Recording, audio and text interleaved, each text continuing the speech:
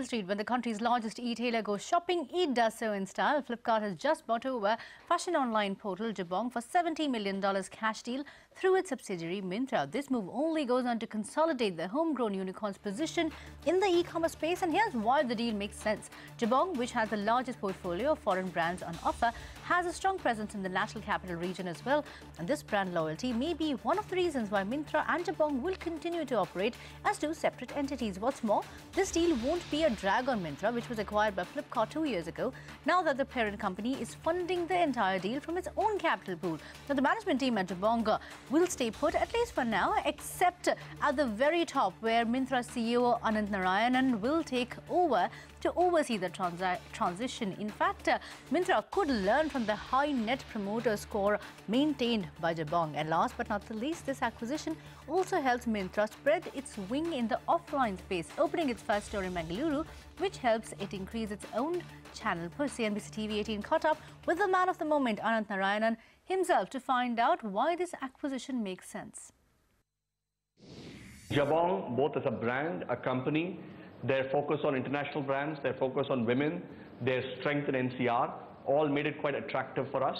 And as you then thought about Myntra plus Jabong, and you basically said, how do we actually continue to really shape the fashion and lifestyle market, we thought it would be a terrific asset, right?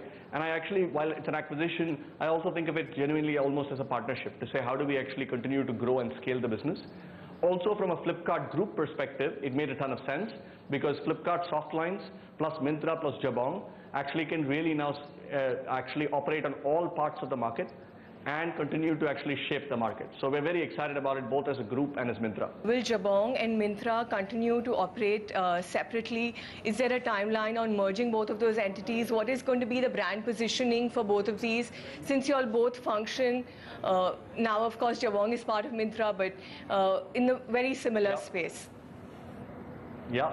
So look, no intention actually to merge the companies, no intention to actually merge the brands. I think Jabong as a brand has its strengths, Myntra as a brand has its strength. So 95% of our attention is going to be on growth, and we will of course leverage capabilities of each other to actually make it better, right? But that's actually the goal of what we want to try and do. It's growth. Will there be any redundancies, any job cuts that people should be wary of?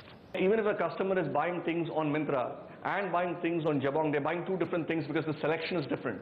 And fashion is an emotional category, right? So you actually buy different things. So I don't see that overlap as a particular issue. I see it as growing the pie and continuing the customer base and increasing the customer base. On the employees and the redundancies, like I told you, I think the big focus today is to how do we grow the pie. I think that's the 90-95% focus.